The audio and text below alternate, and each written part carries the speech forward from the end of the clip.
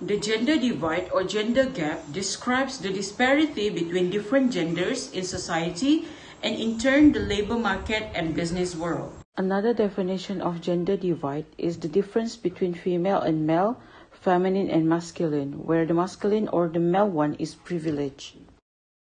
Within the human rights function, it refers to the differences in how men and women are treated in the job market and workplace with regard to recruitment, pay, progression, job function, treatment, benefits, and perception by colleagues and managers. Nowadays, women are still underrepresented in executive suites and boardrooms, as well as in higher levels of firm hierarchies, which could reflect a huge loss of talent and educational investment to both firms and economies. Nowadays, there are many examples of gender divide or gender gap, but among them are in education, illiteracy, economic independence, where women participate in labor markets on an unequal basis with men, violence against women such as sexual harassment and rape, child marriage, human trafficking, and also representation in government. For example, in education, less than 40% of countries offer girls and boys equal access to education, and only 39% of countries have equal proportions of the sexes enrolled in secondary education. In terms of illiteracy, there are approximately 774 million illiterate adults in the world, and 2/3 of them are women.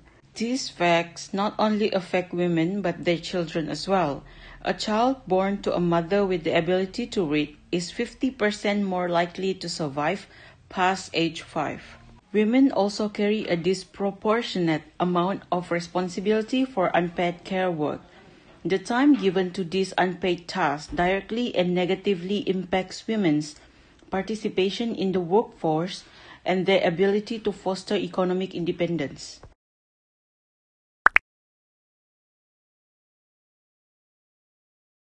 The discipline of international relations no longer revolves around the traditional issue of interstate war, security and weaponry. It has grown to include matters such as ethnic identity, economy and civil society. Further, the post-war era has witnessed the growth of the feminist theory of international relations, growing largely in opposition to the realist story, which is seen as essential patriarchal and narrow. Feminism is the discipline responsible for putting gender on the map, and it's most concerned with question of gender in international relations. Feminists argue that neglecting gender creates a narrow conception of security and that it does not account for changing realities in international affairs. Furthermore, they will claim that not understanding gender perpetuates gender hierarchies that value the masculine over feminine. Gender equality or gender divides also was made part of international human rights law by the Universal Declaration of Human Rights, which was adopted by the United Nations General Assembly on 10 December 1948.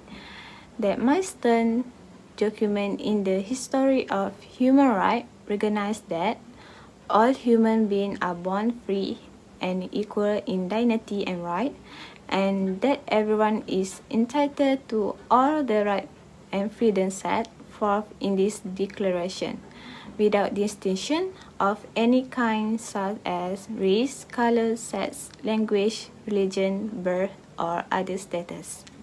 Although gender divide is a global issue, it is made worse by poverty and is a key factor in the persistence of poverty. When women and men do not have equal access to resources or equal opportunity to take part in decision making, there are direct economic and social costs.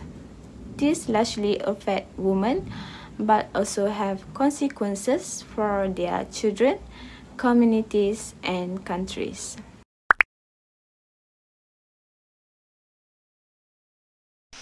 Next, I will talk about the factors of gender divide.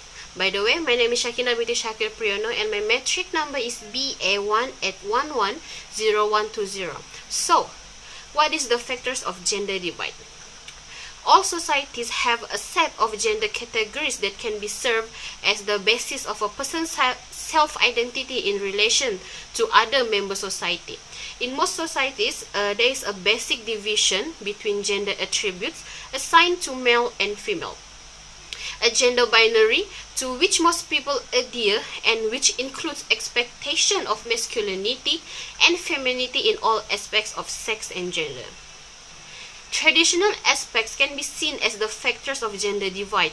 This is because there has been a traditional gender division where we always see that every woman will do most of the household work and childcare just because of their femininity, and men will go to work and be responsible for providing family income just because of their masculinity. Even until now, we can still see this happen where only men can go to work while the women stay at home and do the house chores. And these factors led to labor factors. The main division of labor are based on gender. The gender division of labor may be defined as an arrangement whereby men perform some tasks and women others. In these factors, we can see how society have different work for males and females. Men generally handle heavier tasks that are often dangerous, while women handle domestic duties and rear children. There have been three main categories of explanation to predict how labor is allocated cross-culturally, which strength explanation, compatibility with childcare explanation, and male expendability explanations. Overall, the factors of gender divides is based on the strength between two genders, which is male and females, and based on their femininity and also their masculinity. That's all from me. Thank you. To expedite the process, women must begin working to stop the gender divide in their own life. Women seeking to bridge the gender wage divide have several options to pursue. There is some way how women can make an impact in order to stop gender divide, such as cultivate negotiating skills. Even if some women start with a small starting, it's important to include this skill in their repertoire of tools for ensuring a fair contract. Secondly, keep using those skills. Continue using the skill throughout the career and don't let the negotiating skills go unused. Thirdly, pick a fair field. For women with broader interests, consider a career that has been traditionally male-dominated, where progressive leaders are actively trying to recruit a female workforce. Last but not least, talk about yourself.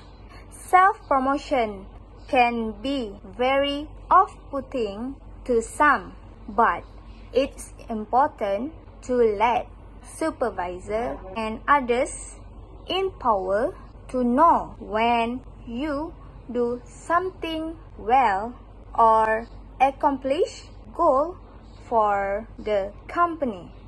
Women may use tools that have many platforms like LinkedIn to promote themselves with posts about their work, career, or even highlighting successes and positioning them perfectly for other companies to see their progress, improvement, and it could make other companies interested to give them another job offers.